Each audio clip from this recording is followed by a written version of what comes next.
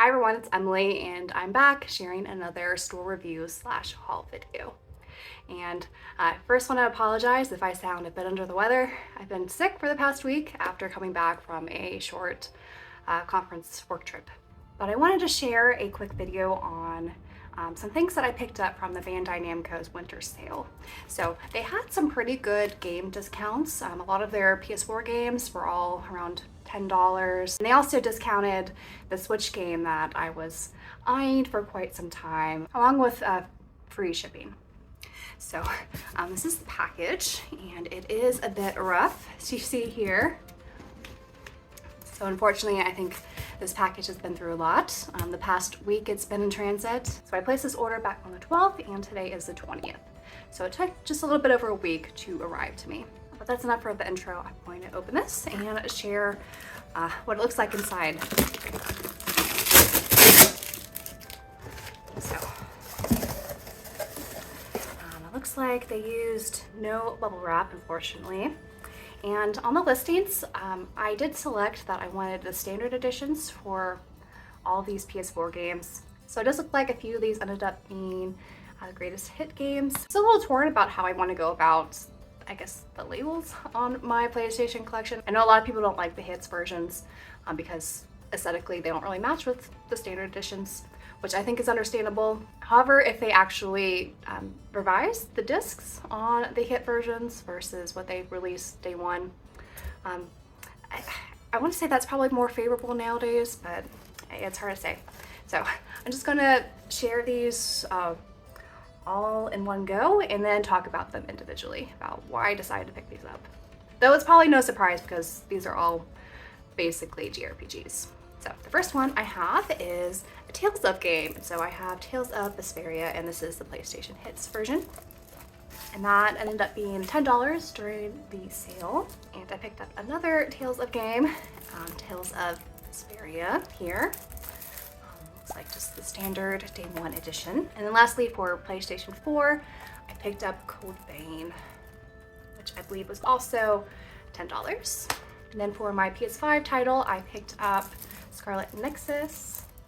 I believe this was $12, so just a little bit more than the other three. And then the last game I picked up was Dot Hack GU for the Nintendo Switch. So this is a Bandai Namco store exclusive, and it also comes with a soundtrack and a manga. But yeah, the box was just basically those 5 games all rattling around in there. And it doesn't sound like these are loose discs, thankfully. I'll have to open them and see. Yeah, but overall, I'm pretty satisfied with the prices I paid for each of these individually. I'm a little disappointed with the packing. I wish they would have used some bubble wrap. It looks like they used one of those bubbles, but it ended up popping in there. Thankfully, I don't see any noticeable damage so far. But yeah, let's talk about these games. First, I'm going to talk about these 2 Tales of games. I've heard really good things about Tales of Vesperia, how this is a lot of people's favorite Tales game, so I'm really excited to dive into this one.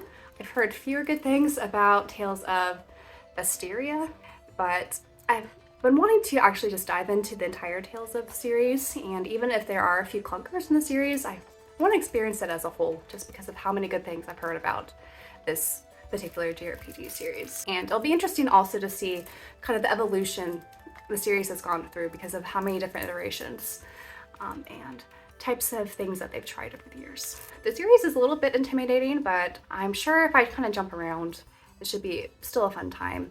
I think I have quite the foundation when it comes to the Tales of games, and from all the things I've heard, I have a feeling I'll really enjoy them. When it comes to Vesperia in particular, this I believe is based off of sort of medieval fantasy. So it has a lot of like princess and prince tropes with dragons and other kind of medieval sort of elements. That sounded fun. And I think I also read somewhere that it's taken from like classic literature, some of the tropes in here.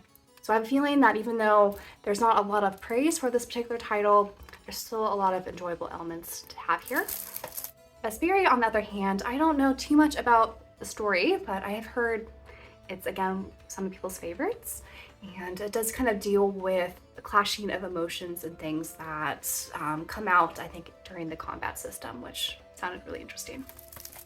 And the next one here, we have Code Vein, and I've heard this is kind of like a lighter version of Dark Souls and how they approach the combat system. So this just looks like a fun journey, and I do hear there's a lot of character customizations that look fun. I don't usually do too many games with that as an option. And I think this is also a good way to maybe dip my toes into the Dark Souls genre to see how I like it, because I do eventually want to try the original Dark Souls games, as well as some of the other kind of offshoots like Elden Ring and Bloodborne and those types of titles. And finally, we have Scarlet Nexus here, and I believe this takes place in an alternative Tokyo with a lot of sci-fi elements where a bunch of these characters have, I think, psychic abilities. I know this was on Game Pass for the longest time, and so I heard pretty good things from people who played it on there. I hear that the combat's fun and the graphics are really nice, which is why I decided to go with the PS5 version. And yeah, this is just giving me a very like playable anime sort of style game that just looks fun. Now for the .hack.gu saga, I'm really happy to have picked this up on Nintendo Switch, mostly because I know I'll probably get to it a bit sooner than if I were to buy the cheaper PS4 version. And what's also nice about this edition is that all 4 games are on the cart. So it's one of those games where no download or patches are required, which is really cool. And I've heard really good things about the series over the years. I know the .hack sort of universe is very complex, and I know there are games prior to this saga, but I hear if you read a small comic or something, you have enough information to just jump right into this point in the series. But it is a Bandai Namco store exclusive, which I'm really questioning why places are doing this nowadays. It looks like the new Digimon game that's coming out next year is also going to be a Bandai Namco exclusive, which again, I'm questioning why we're seeing this trend.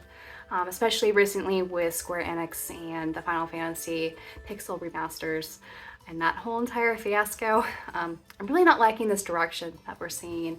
I'm hoping this is just a very short-lived trend and we're not going to see more of this with physical games. I think unfortunately that's where the trend is starting to head, with fewer physical options being available at retail. But we're just going to have to hope for the best that this won't become too much of a norm. Alright, so that's everything for this haul. I think I picked up a lot of great titles for great prices, and I think that's the only real reason to order directly from the Bandai Namco store when it comes to their video game selection. Just wait for those heavily reduced prices and free shipping offers. Otherwise, you're sort of taking the gamble when it comes to the overall packaging and condition the games may arrive in. While they do offer some exclusive games on their storefront, like the upcoming Digimon game, I think I'm going to use a similar tactic and wait for the inevitable sale, because I feel like not many people like ordering directly from Bandai Namco store. So I feel like they'll have plenty of copies that will eventually be reduced before I pick it up on there. But we'll see, they might do some ridiculous limited thing like Square Enix just did for the Final Fantasy Pixel remaster and just miss out on the physical completely. So that's always a possibility, but I have a feeling that a lot of these store exclusive games that we're getting here in North America might eventually see Asian English editions come out, for example, on PlayAsia. So that's hopefully going to be a cheaper alternative at some point for these so-called store exclusive games. So that's it for this video. I do want to do a quick reminder that I'm still taking questions for my upcoming subscriber count milestone Q&A. So if you check out my community tab, I'm still taking questions on there if you would like to submit one. And now that I'm feeling a little less under the weather, I'm hoping to roll out a few more videos before we approach the end of the year. So look forward to all of those, and until my next video, bye guys.